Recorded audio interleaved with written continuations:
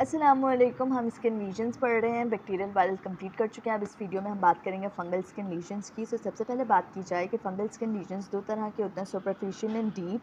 जो fungal infections की causes क्या होती हैं और उसके रिस्क फैक्टर्स क्या होते हैं, so these include high temperature, high humidity.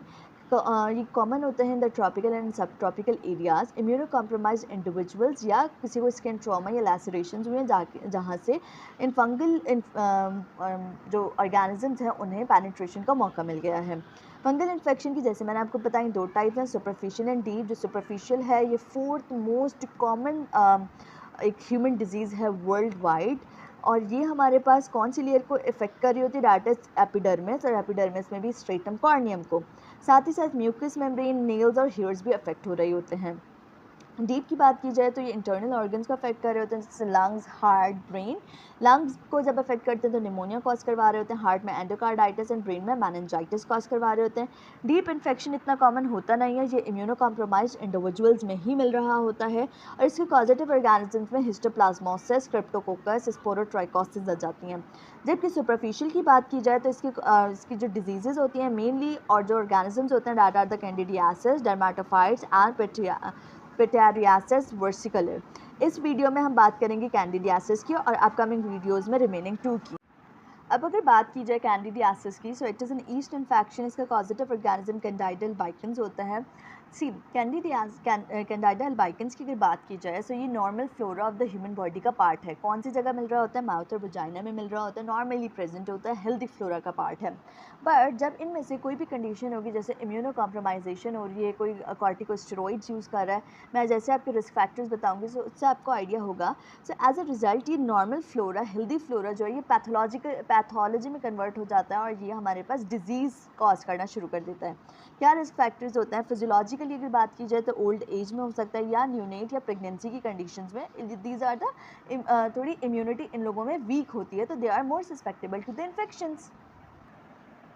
Then उसके बाद पैथोलॉजिकली बात की जाए तो diabetes, HIV, organ transplant, suppressive therapy पर हैं, लाइक कॉर्टिकोस्टेरॉइड्स यूज़ करें। So these all are the condition जिसमें इम्यूनिटी कॉम्प्रोमाइज्ड है। देन आइट्रोजेनिक भी हो सकता है कि long course of antibiotics use किया जाए, जिसमें क्या होगा कि हमारे पास ये सी एल्बाइकन्स जो कि नॉर्मल फ्लोरा है, वो पैथोलॉजिकल ऑर्गेनिज्म में कन्वर्ट हो जाएगा। इन्फेक्शन की साइट क्या होती है, इन्फेंट्स में फ्लैक्चर्स और जो एरियाज़ होते हैं वो, एल्डर्स और इमोबिलाइज्ड पेशेंट में भी these flexures areas are involved. कौन सी साइट है, under the breast and abdominal skin folds जो होती हैं ना, जहाँ पे ये फ्लेक्सर्स आ रहे होते हैं, वहाँ पर ये इन्वॉल्व कर रही होती हैं स्किन लीजन्स को। ओरल कैंडिडियासिस में वाइट बकल प्लैग बन रहे होते हैं, जबकि वजाइनल कैंडिडियासिस का जो करेक्टरिस्टिक फीचर होता है वो होता है इचिंग हो रही होगी, डिस्चार्ज हो रहा होगा, और जो डिस्चार्ज होता है वो कर्ड लाइक होता है। करेक्टरिस्टिक फीचर्स की वजाइनल कैंडिडियासिस की बात की जाए तो उसकी करेक्टरिस्टिक फीचर्स में आ जाता है हमारे पास itching and mild discharge.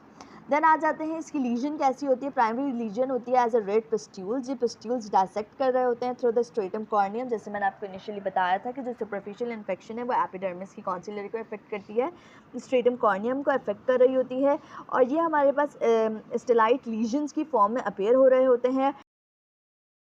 Multiple pustules भी हो सकते हैं which become erythematous papule between the skin folds. Skin fold इसकी साइट ऑफ इन्फेक्शन है, वहाँ पे पस्ट्यूल्स की फॉर्म में भी हो सकते हैं ये, और पेप्यूल की फॉर्म में भी हो सकते हैं।